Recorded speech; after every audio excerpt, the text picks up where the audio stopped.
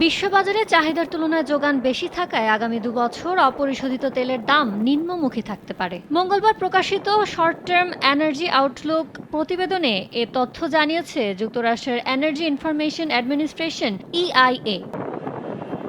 ২০২৪ সালে মার্কিন যুক্তরাষ্ট্র ও চীনের মতো শীর্ষ জ্বালানি ব্যবহারকারী দেশগুলোয় তেলের চাহিদা কম থাকায় ২০২৫ সালেও অপরিশোধিত তেলের বাজারে চাহিদার তুলনায় যোগান বেশি থাকবে বলে ধারণা করছেন বিশ্লেষকরা। ইআইএর ধারণা, চলতি বছর ব্রেন্ট ক্রুডের দাম ৮% কমে ব্যারেল প্রতি গড়ে $৭৪ দাঁড়াবে, যা পরের বছর ২০২৬ সালে আরও কমে ব্যারেল প্রতি $৬৬ নামতে পারে। সংস্থাটির পূর্বাভাস, চলতি বছর রেকর্ড ১৩.৫৫ মিলিয়ন ব্যারেল তেল উৎপাদন করতে পারে মার্কিন যুক্তরাষ্ট্র। একই বছর মার্কিন বাজারে অপরিশোধিত তেলের দাম ব্যারেল প্রতি গড়ে $৭০ থাকবে। ২০২৬ সালে আরও কমে তা ব্যারেল প্রতি $৬২ নেমে যেতে পারে।